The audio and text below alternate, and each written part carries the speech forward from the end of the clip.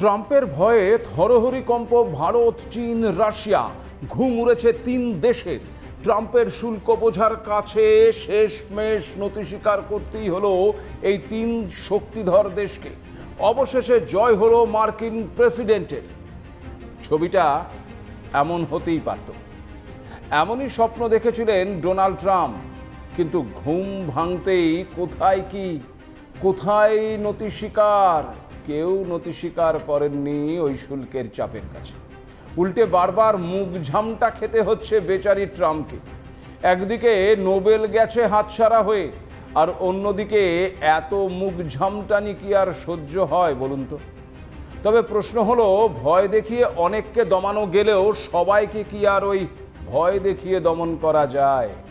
অথচ এই সহজ সত্যটা এখনো বুঝে উঠতে পারছেন না মার্কিন প্রেসিডেন্ট ডোনাল্ড ট্রাম্প। নিজের স্বার্থ সিদ্ধিতে কখনো ভারত, কখনো চীন, আবার কখনো রাশিয়াকে তিনি শুল্ক জুজুর ভয় দেখিয়েছেন বা দেখাচ্ছেন। কিন্তু সেসব করেও লাভ হয়নি, হচ্ছেও না। এবার তো রাশিয়াও ভারতের সুরে একেবারে সাফ জানিয়ে দিয়েছে যে আমেরিকার চাপের কাছে তারা মাথা নত করবে না। কি হবে এবার ট্রাম্পের? কোন পথে হাঁটবেন তিনি? তাহলে কি এবার রাশিয়াকে জব্দ করতে ফের ভারতকে নিশানা করবেন ট্রাম্প, নাকি রয়েছে অন্য কোনো পরিকল্পনা? ফের কি তবে শুরু হতে চলেছে কোল্ড ওয়ার? আপনারা দেখতে শুরু করেছেন এডিটরস ডায়েরি। আমি ভাস্কর দত্ত আরও একটি এপিসোডে আপনাদেরকে স্বাগত জানাই। আপনাদের জানিয়ে রাখি, ইতিমধ্যে রাশিয়ার বৃহত্তম দুটি তেল শোধক সংস্থার ওপর নতুন করে নিষেধাজ্ঞা আরোপ করেছেন মার্কিন প্রেসিডেন্ট ডোনাল্ড ট্রাম্প। এই দুই রুশ সংস্থার নাম রসনেফট এবং লুকওয়েল। বৃহস্পতিবার এই দুই সংস্থার উপর নিষেধাজ্ঞা আরোপ করেছে ট্রাম্পের রাজস্ব দপ্তরের office of foreign assets control.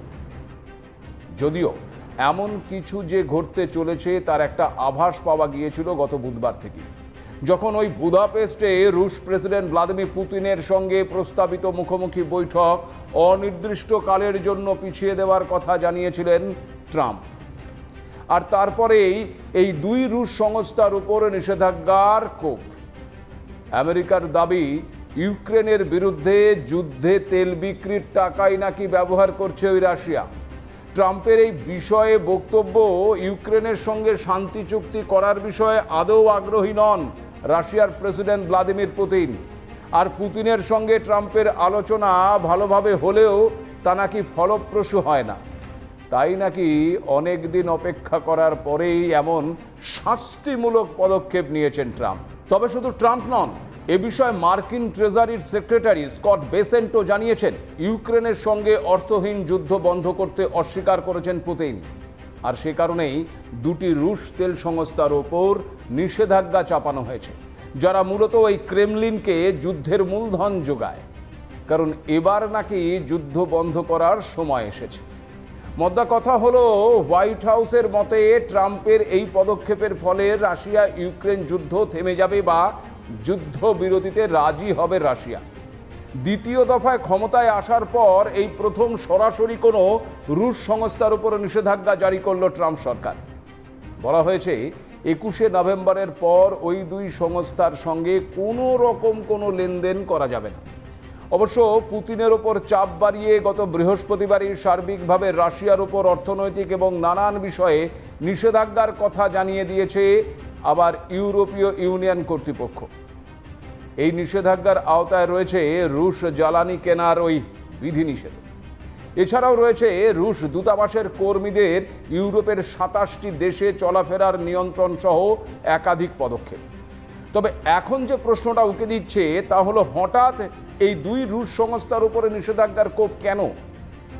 বিশেষজ্ঞদের মতে বুঝে সুঝেই নাকি স্ট্র্যাটেজিক্যালি পদক্ষেপ নিয়েছে ট্রাম্প প্রশাসন। যেই দুই সংস্থার উপর নিষেধাজ্ঞা চাপানো হয়েছে তাদের মধ্যে ওই রসনেফট হলো রুশ সরকারের নিয়ন্ত্রণাধীন সংস্থা, আর লুকওয়েল হলো একটি বেসরকারি সংস্থা। মোট অপরিশোধিত তেল রপ্তানির প্রায় অর্ধেক নিয়ন্ত্রিত হয় এই দুটি সংস্থা দ্বারাই। শুধু তাই নয়, রাশিয়ার মোট বার্ষিক উৎপাদনের প্রায় অর্ধেক যোগান দেয় এই রসনেফট একাই। স্বাভাবিকভাবেই এই দুটি বড় সংস্থার উপর নিষেধাজ্ঞা চাপানো হলে মুখ থুবড়ে পড়তে পারে রুশ তেলের সাপ্লাই চেইন। তাছাড়া একই সঙ্গে এতে বেশ ধাক্কা দেওয়া যাবে ওই মস্কোর অর্থনীতিকেও। এই ভেবেই এই দুই বড় সংস্থার উপর ট্রাম্পের নিষেধাজ্ঞা। এখন প্রশ্ন উঠতে পারে যে আরও তো উপায় ছিল, হঠাৎ নিষেধাজ্ঞা কেন?